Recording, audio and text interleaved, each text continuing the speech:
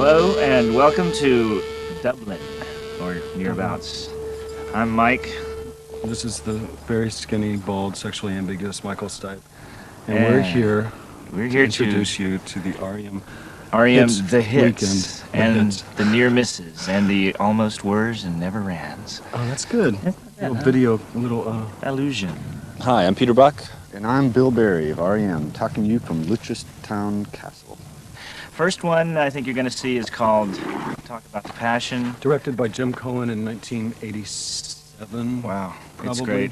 Mitch Easter plays guitar on the song along with myself and Peter. And here it is. 100 million, 200 million, 300 million. That was Losing My Religion, and that was our groundbreaking, earth-shattering, International record-making, pop single. They sing it in Israel. Huge video hit, They Oh love, Life. They love us around It's the world. called Oh Life. It was directed by Tarsim, who did a fabulous job and who totally pissed off the entire nation of Ireland with his imagery. Homophobic, weird, crucifixion-type imagery. It was great. Roman Catholic action. So the next one... The dance for ahead. this video was stolen from Sinead and Morrissey. It's not really patented by me, but nobody can really copyright a dance move, can they? No. Thank you, Sinead. Thank you, Morrissey. So this next one is, for some strange reason, I really like this next video, but it's very, very strange in terms of what videos usually are. It was actually in Rolling Stone's top 100 videos of all time, which shows what they know. What is it? It's Orange Crush. It's directed by Matt Mahurin, who's very good at what he does. He's the guy that does all those Newsweek or Time covers. He did the one of, well, I don't want to say that guy's name. You can't even say his name, but you know the one we mean. The one that got Time in all that trouble. So here it is, Orange Crush. Orange Crush.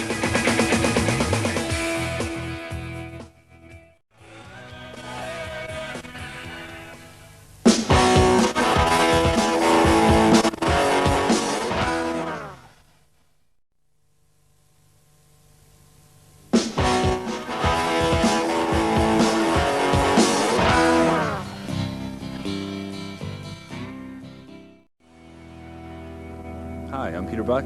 And I'm Bill Berry of R.E.M. You just suffered through Man on the Moon. I burned my arm on the exhaust pipe when I jumped onto the truck of this video. The one that you just saw. That was, yeah. Did they just see it? Yeah, they just saw it. That was my favorite R.E.M. video, directed by Peter Kerr, who is maybe our favorite video director. Can Out we say in the that? desert. Yeah, I love Peter Kerr. Yeah, he does he's lots from of our Sheffield. stuff. And Can we show the video crew here? Turn the camera around. oh, there they are. These are the people that hard-working crew. We're making everything work. This is unexpurgated, unedited. Real life. This real is the time. landscape that we're looking at. Turn around. Thank you. It's beautiful. This is what we look at every morning when we get up. That's how we stay sane. So This is the castle that we're staying at. It's a small version of my own home in Athens, Georgia. They only have 600 acres here. as opposed to us who have 6 200 million. head of cattle. Ah, Hey, Bill. There's the ever-looming large Bill Berry. Okay, on to the Probably next just had a video. wonderful bowel movement. The next video is, moving right along, the next video is the one I love. Here it The is. one I love. Yeah, it was filmed by Robert Longo in Athens, Georgia, home of R.E.M. Enough. Play it. Enough.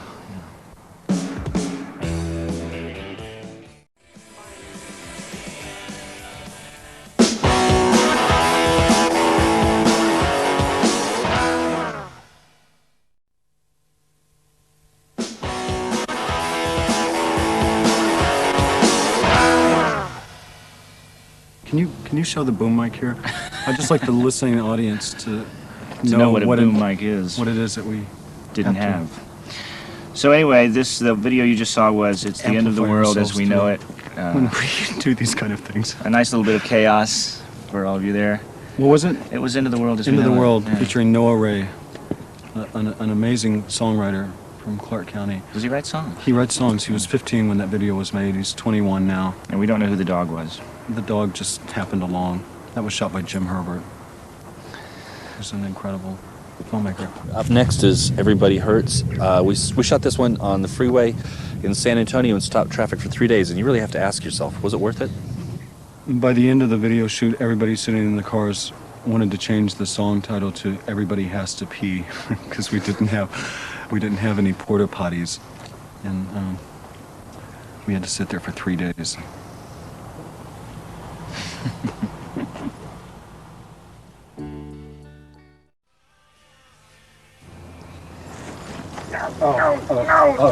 Oh, sorry.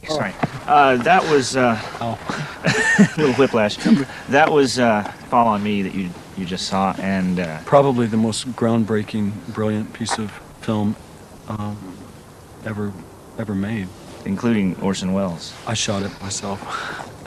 That was shot in a quarry in Bloomington, Indiana, a town that has a great deal of opium in it.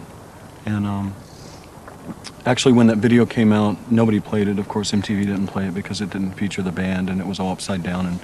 But we told people that the band had worked for 2 weeks creating an imaginary set that was inspired by an imaginary surrealist writer from the 1920s named Arnheim Dettinger, 65. And that story actually went out to anybody who cared to read about it. But the fact of the matter is I had a 16mm camera and I filmed the whole thing. We turned it upside down. It was a video.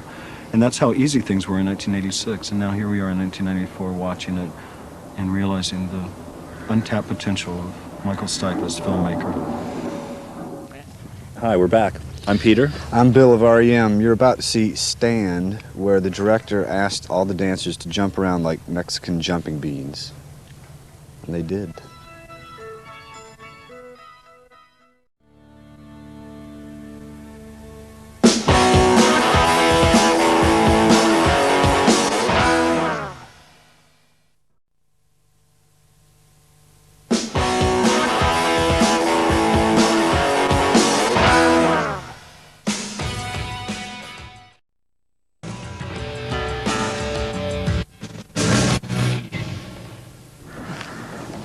Oh, stop it!